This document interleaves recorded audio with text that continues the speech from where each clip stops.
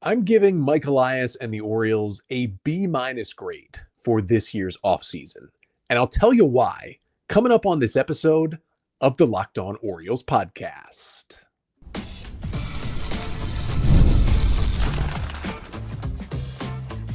You are Locked On Orioles, your daily Baltimore Orioles podcast. Part of the Locked On Podcast Network, your team every day.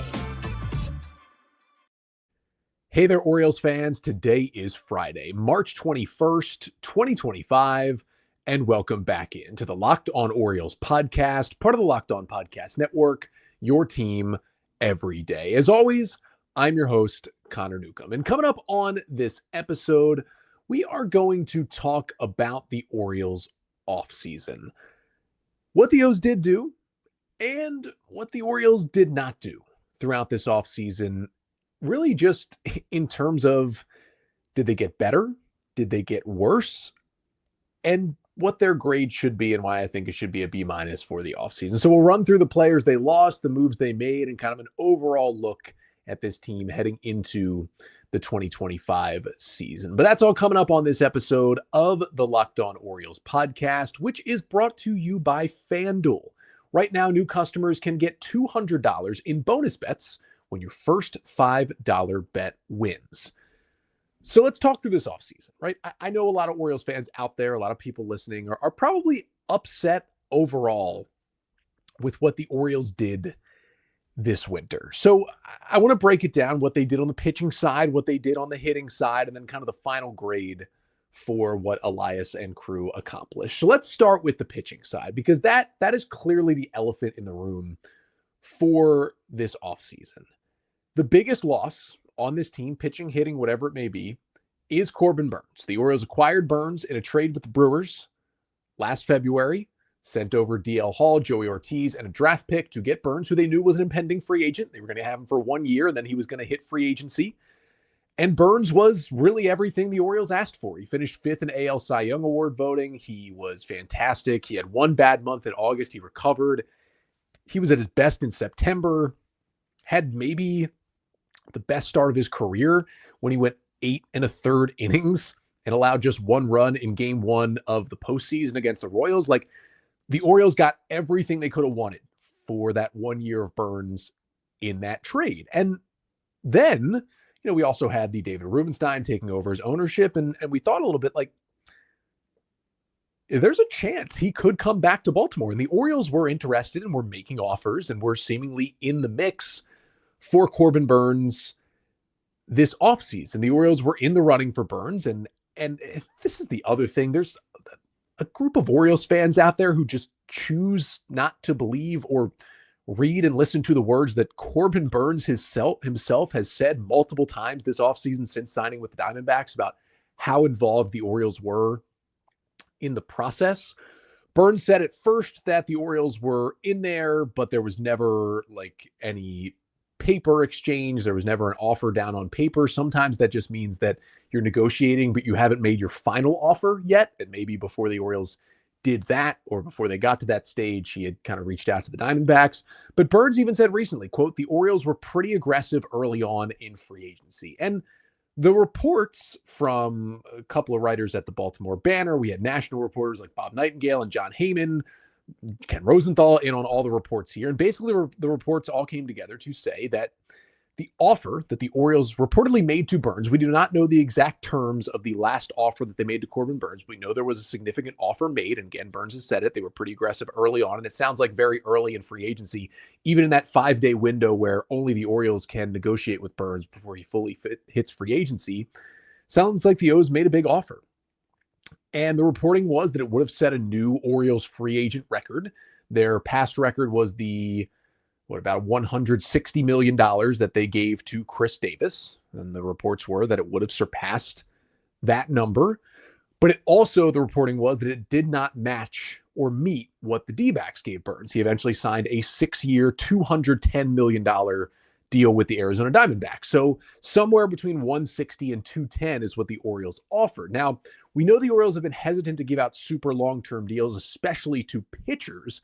And so my guess is, and again, this is just from kind of piecing together what we've heard, that the Orioles offered something like a 4-year, $180 million deal to Corbin Burnes. I actually think there's a possibility that the average annual value from the Orioles deal was higher than it was in the D-backs deal. That would be the case if it were 4 years and 180. Maybe it was something more like 4 years, 170. That's a possibility in there as well. But that would be my guess for what the Orioles offered in terms of what we know. Again, we know it was higher than the 160 to Chris Davis. We know it was lower than the 210 that he actually got from the D-backs. And we know the Orioles were aggressive and were talking with Burnes the entire time. So anyone who says, oh, that's just whatever, they were never in it. Like, no. The Orioles tried to bring back Corbin Burnes, but also had their price that they were not willing to go to. Now, Corbin Burnes also said he had a similar offer from the Red Sox that he got from the Orioles, did not divulge what exactly that offer was. So it sounds like Boston was in it for about the same years and the same amount of money,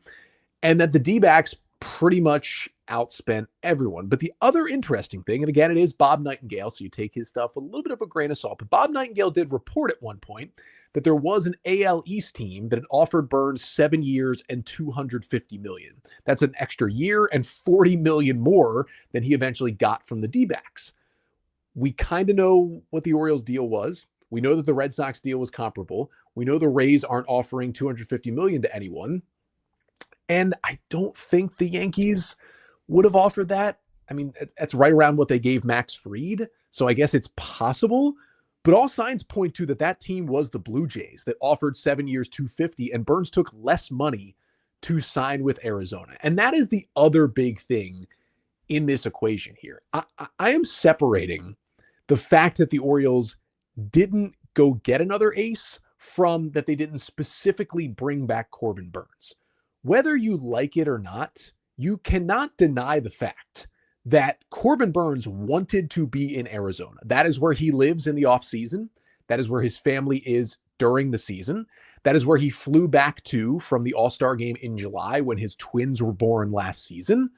And right now he has a younger kid and he has twins that are 7, 8 months old at this point with his wife in Arizona. And he made it clear throughout last season and this offseason how important it was for him to be close to his family, especially with his children being that young. And signing with the Diamondbacks, he can go live at home and be with his family when the team is at home. And that was hugely important to him. And that became even clearer when we had Ken Rosenthal and others doing some great reporting this offseason about really everything that went in to Burnes' decision. Him and his agent, Scott Boras, actually went to the Diamondbacks. It was around January in the process, or December or January, kind of right before he eventually signed that deal. Burnes and Boras reportedly went to Arizona because Burnes had said to Boras, hey, I want to be a Diamondback if they can swing it. Apparently the D-backs at that point hadn't really opened up the checkbook, didn't feel like they could do it, but they went to the Diamondbacks. They went to their owner, Ken Kendrick, and he said, you know what, for a player like Corbin Burnes, we will expand what we wanted our payroll to be. And it sounds like Burnes was basically like, hey, if you can surpass $200 million, I will play for you. And the D-backs gave him 6 years, 210, and he got his deal, even with a longer term and higher money deal on the table, even with a somewhat comparable deal on the table from the team he just played with and seemed to have a good time pitching for the Orioles and was open to coming back to Baltimore. Again, he wanted to play for Arizona. And as long as they met some sort of not low bar, but some sort of hurdle in terms of money, which seems like it was probably around $200 million, he was going to sign with the Diamondbacks. And they did that, and he immediately signed on the dotted line. I'm not saying he was never going to come back to the Orioles or he never would have signed with another team besides the D-backs this offseason, but as soon as they made that offer, it was over. And that is what was important to him. And there's people who want to deny that. Listen to all the reporting and the words that Burnes has said himself since the signing. He wanted to be in Arizona because his family was there, and I respect him for that being what was important to him. So for me personally, when looking at this offseason, Burnes being a D-back and all the reporting we got about it, the Orioles being a player in it, at least having a solid offer, being interested, Burnes being interested, and then just the extenuating circumstances of him wanting to go to Arizona specifically and going to them. You don't see free agents do that a lot, like go to the team, not the other way around. that was special circumstances. That part doesn't bother me. If he wants to be in Arizona with his family and still play for a good baseball team, the D-backs went to the World Series 2 years ago, there's not a lot you can do. Now, the flip side of it is they did not replace him. They made a couple of starting pitching signings.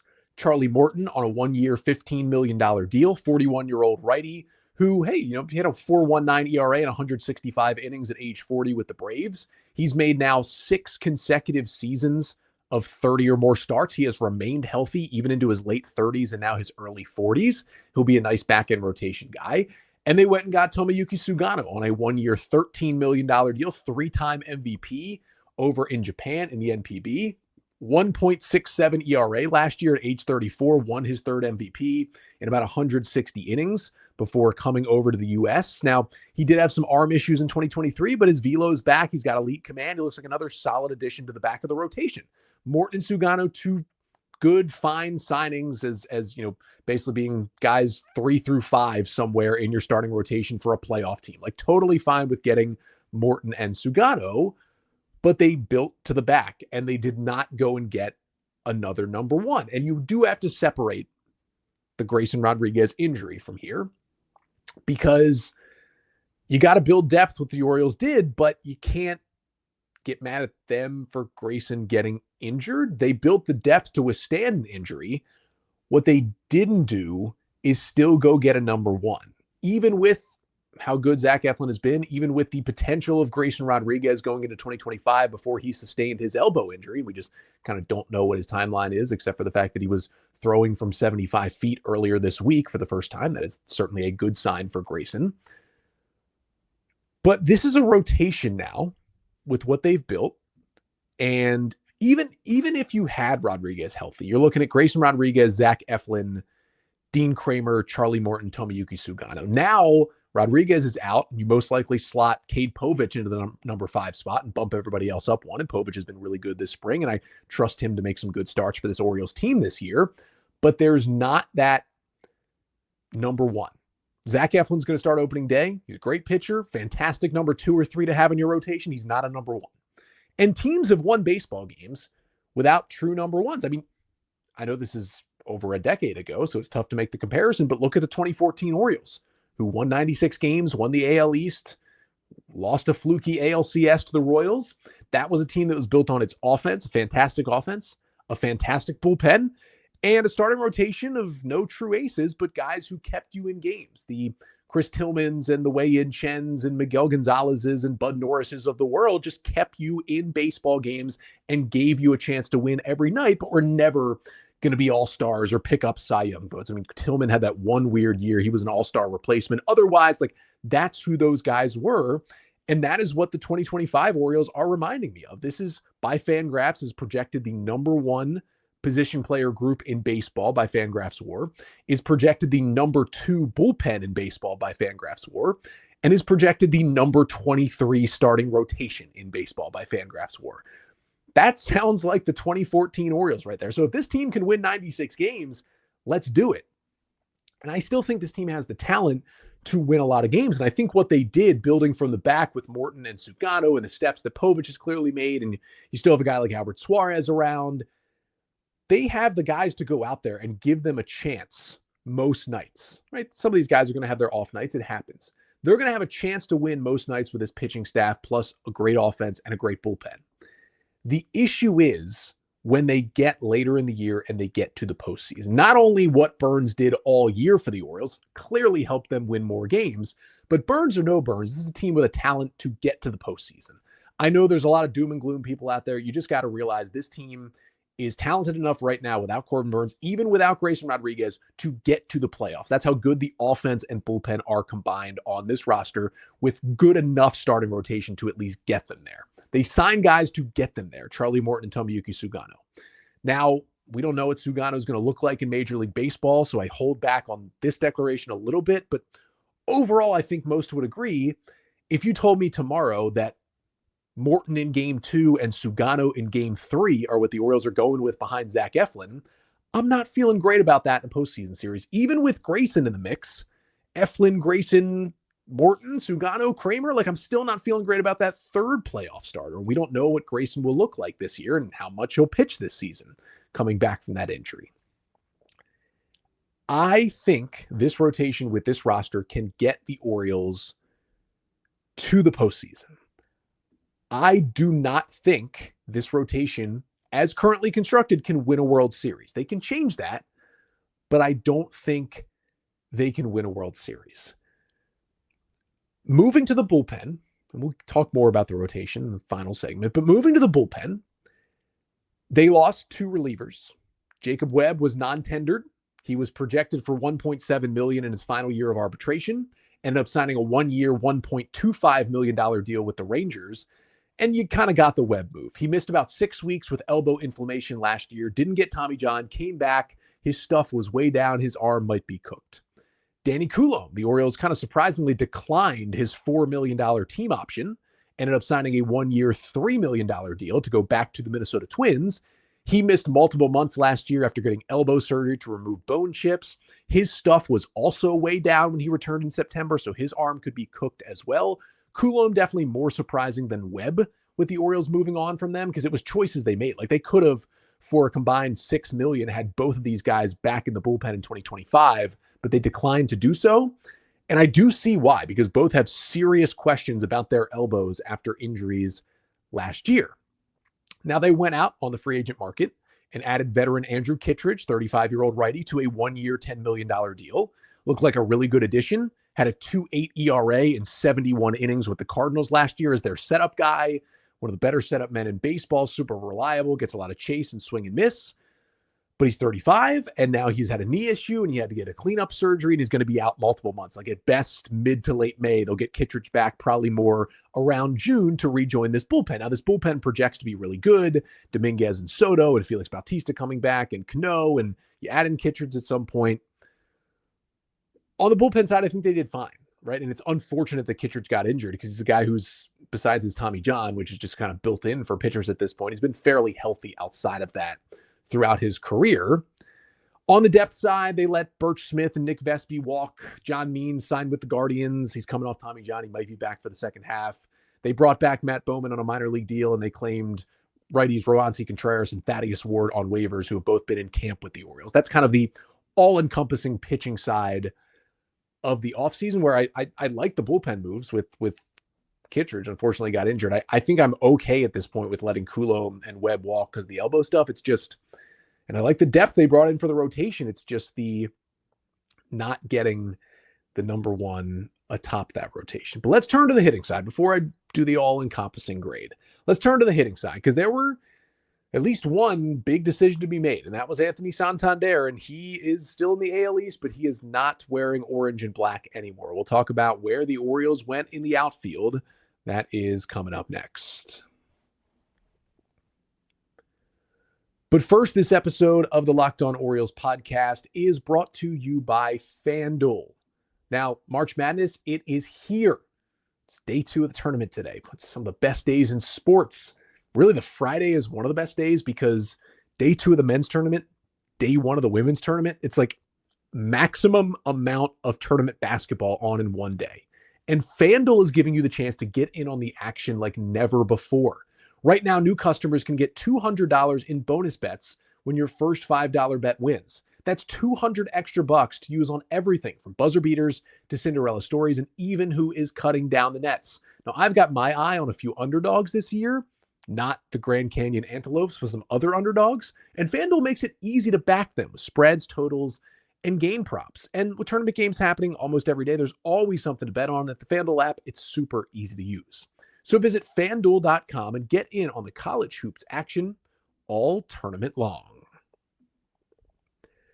And today's episode of the Locked On Orioles podcast is also brought to you by Game Time. There is nothing better than catching an MLB game live. The crack of the bat, the roar of the crowd, and the smell of ballpark food. And if you're looking to go last minute, Game Time makes getting tickets easier than ever. With last-minute deals, all-in pricing, and a lowest price guarantee, Game Time makes the stress of buying tickets go away.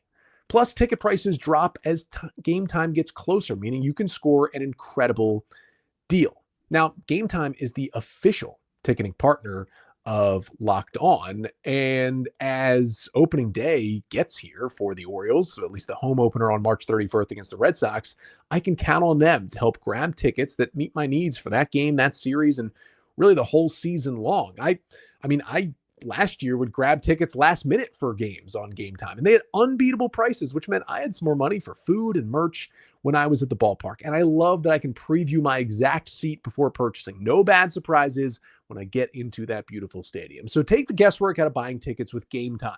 Download the Game Time app, create an account, and use code LOCKEDONMLB for $20 off your first purchase. Terms apply. Again, create an account and redeem code LOCKEDONMLB. That is LOCKEDONMLB for $20 off. Download Game Time today. Last minute tickets, lowest price, guaranteed.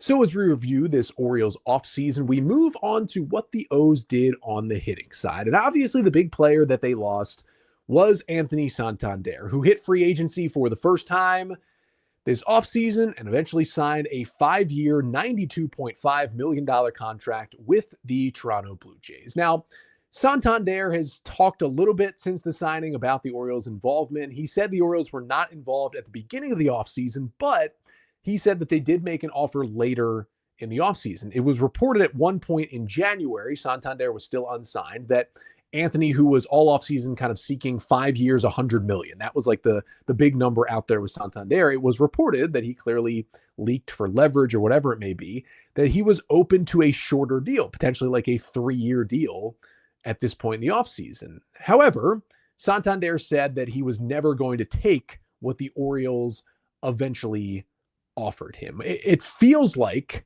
my guess is the Orioles weren't really in early because they didn't want to give Santander 5+ years or over $100 million, most likely due to worrying about how he ages, where he plays, that kind of stuff. But even after signing Tyler O'Neill in November, which we'll get to in a moment, when that report came out of Santander in January, he said that the Orioles then stepped up and did make him an offer. So even with O'Neill on the roster, the Orioles still like Anthony Santander, and on a short-term deal, they were willing to bring him back. So my guess would be that the Orioles offered something around 2 years, $50 million, maybe 3 years, $60, but probably more likely 2 years, $50 million to bring him back, and just said, hey, if you want to come play in Baltimore for 2 more years, make $25 million a year. And this is a guy who made 12, 13, maybe $1 million last year in arbitration.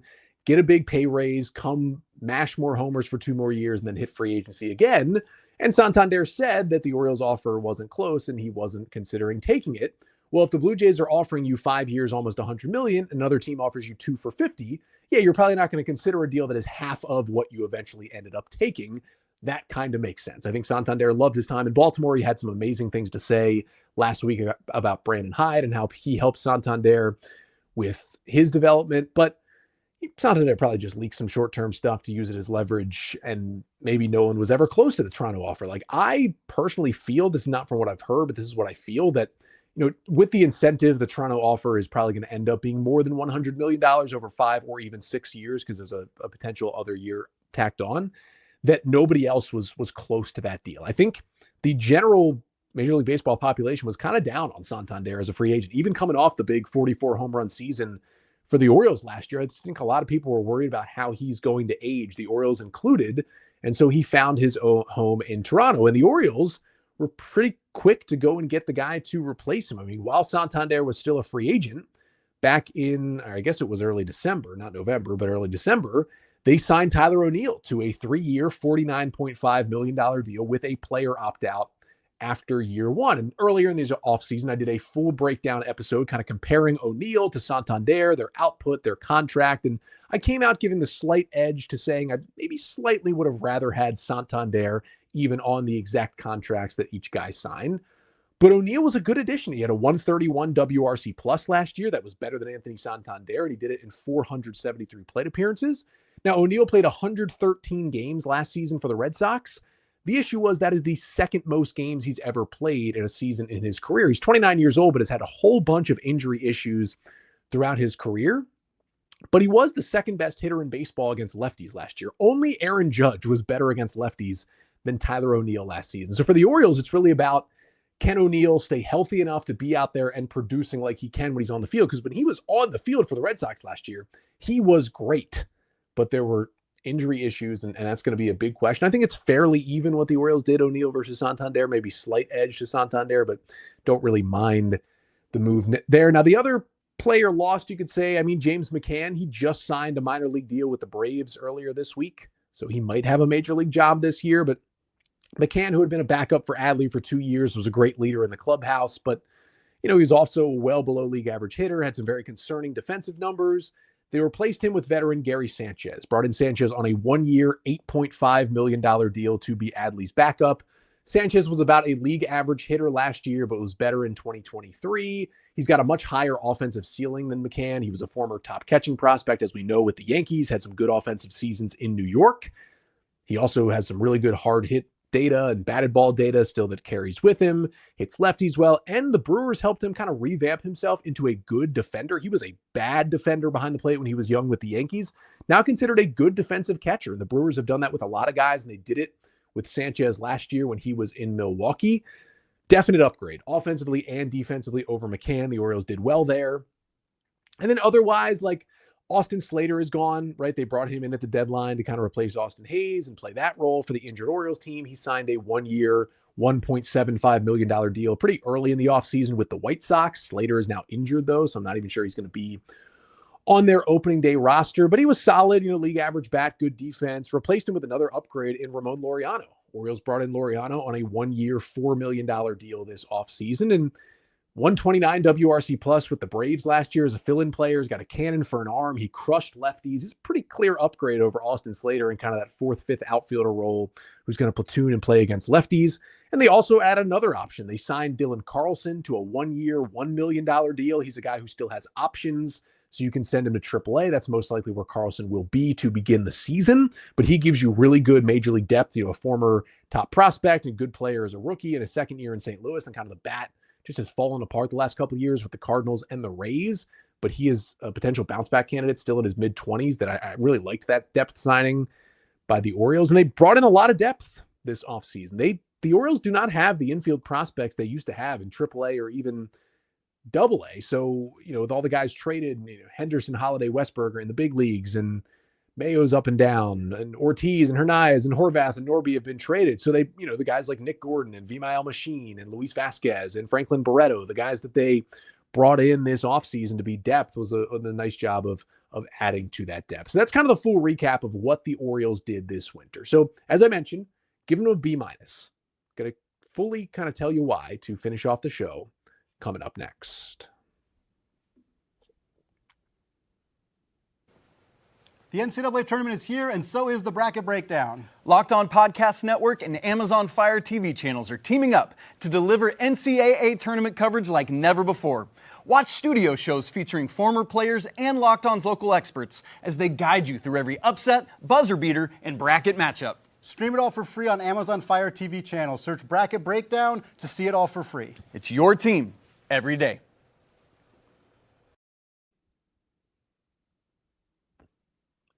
So for this offseason, I am giving the Orioles a B-. The only way that we're going to get an A, truly, is if they actually replaced Burnes with another ace. We talked about it. He clearly wanted to sign with the Diamondbacks, and the Orioles were in on other guys, and that is where I separate this. It is not about Burnes or bust. Yes, is he incredible? Yes, would I have loved to have him back in orange and black? Absolutely, I would have. But as we learned, he wanted to go to Arizona and he got what he wanted. At that point, you have to be ready to pivot and still add somebody to the top of this rotation. The Orioles had interest in Blake Snell. They made an offer there, but he signed with the Dodgers.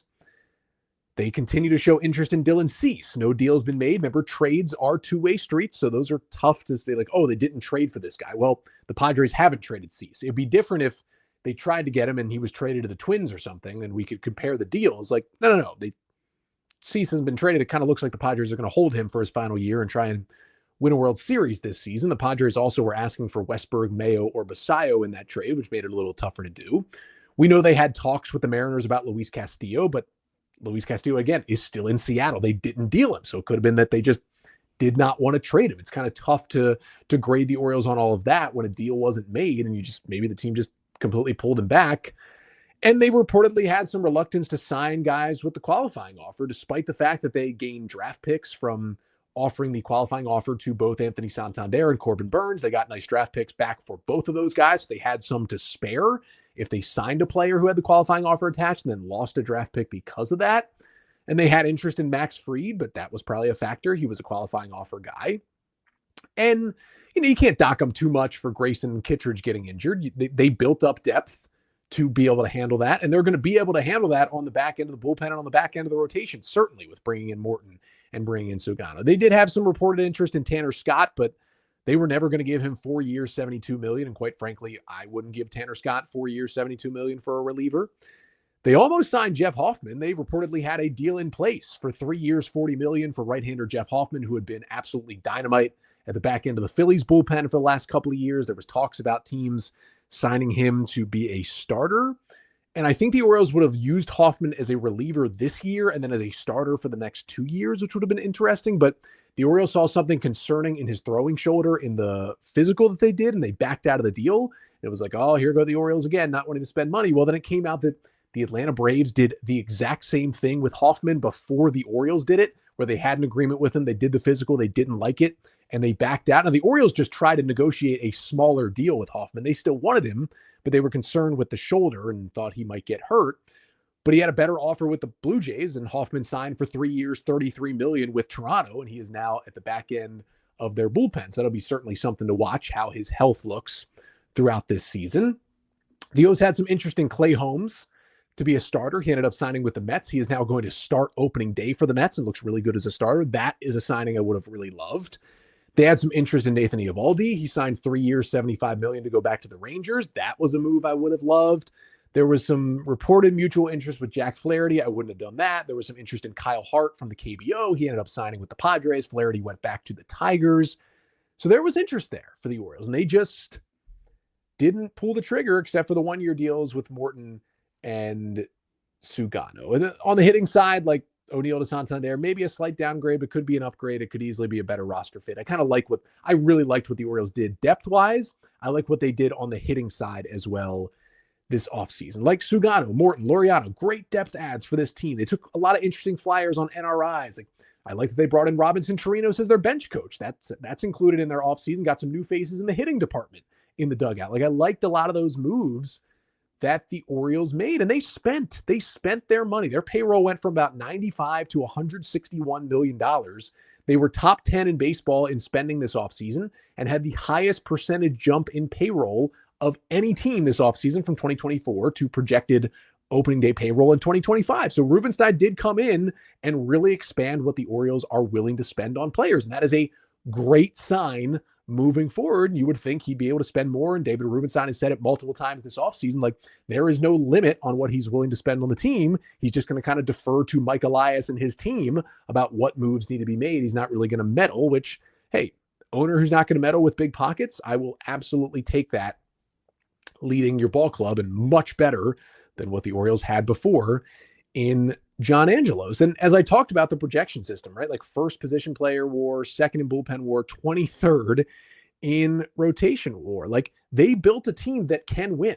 And they built a team that I think is built right now to get to the postseason. I believe this will be a playoff team again for the third consecutive year in Baltimore.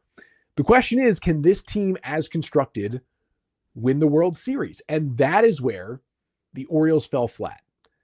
I think they had a great offseason outside of this big gaping hole that they did not fill. And that's why it's a B-, because I felt like even going down to a C+ was too harsh, because I felt like they struggled with lack of depth when the Orioles were not playing good baseball in the second half last year. Their depth was tested and it wasn't ready. They did a great job to reaffirm that, add some veterans, everything around the edges, middle part of the roster. I loved what Mike Elias and the team did this offseason. So I like that enough that I can't go below the B- level.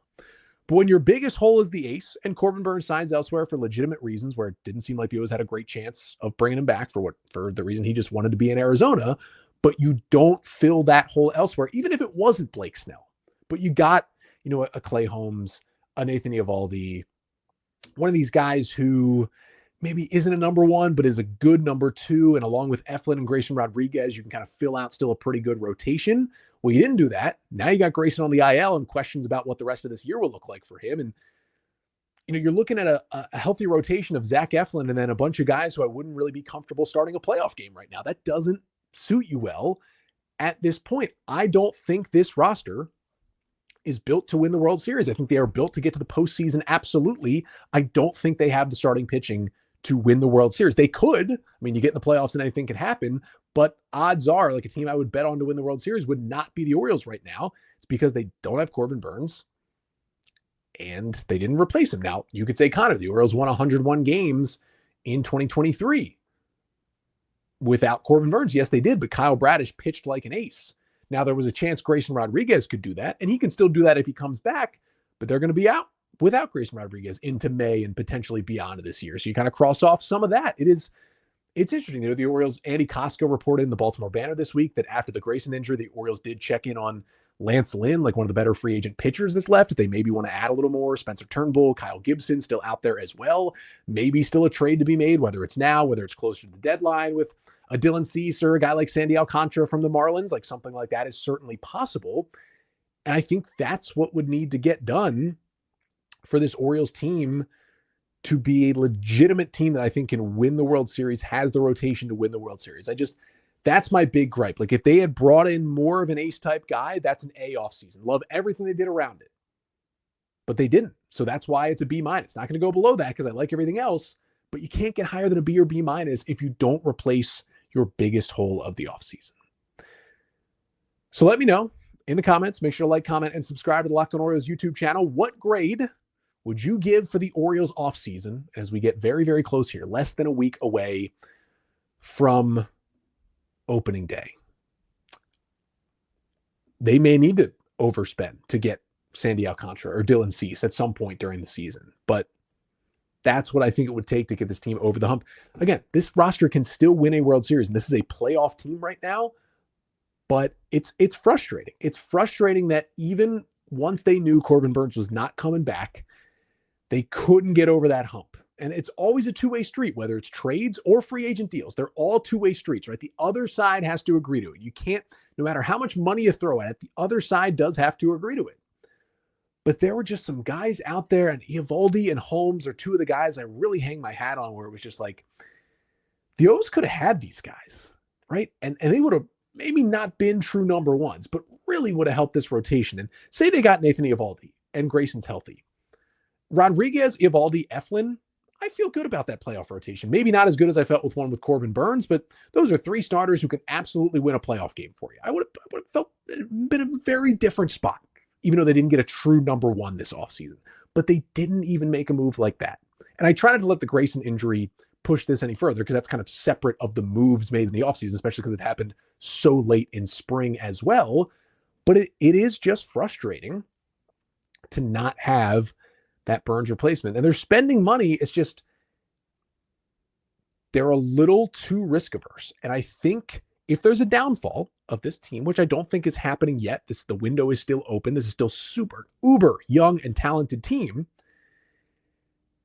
It's a risk averse front office, and they're not alone. Many front offices who are quote unquote considered as smart operate like this, don't want to give out big money or multiple years to starting pitchers because they tend to break down.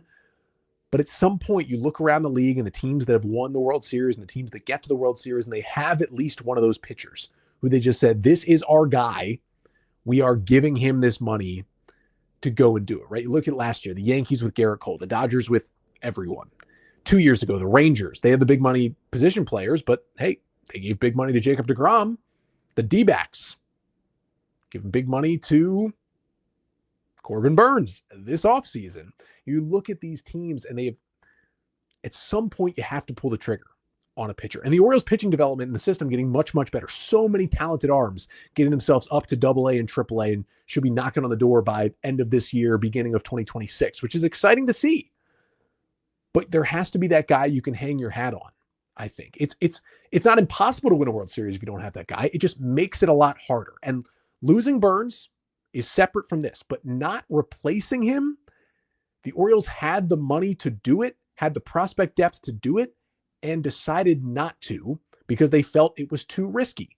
And I get that line of thinking, but you are just making it more difficult on yourself to win a World Series. And that is the goal. The goal is to win the World Series, and not making that next move makes it harder on you. And that is what's frustrating. So again, I love the moves and the depth. I think they upped the floor of this roster. I think this is going to be a good baseball team and a playoff baseball team heading into this year.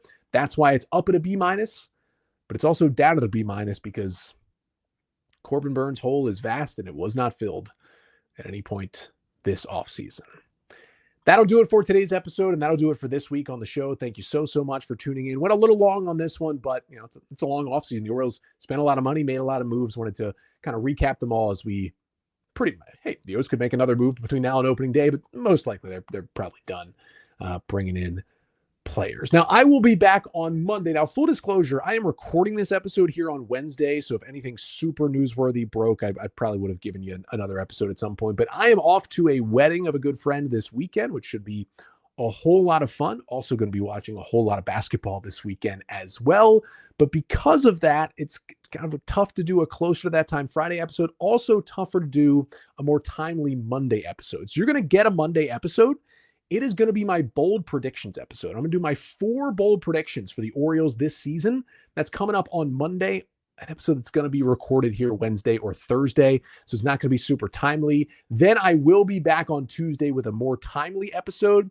Tuesday's pod will recap kind of the final week of spring training action. The final game is the exhibition in DC on Monday. So I'll be there Tuesday to recap it all and then really get you ready for opening day on Thursday. But again, back on Monday with the bold predictions episode. Until then, I'm Connor Newcomb, and this has been the Locked On Orioles podcast, part of the Locked On Podcast Network. Your team every day.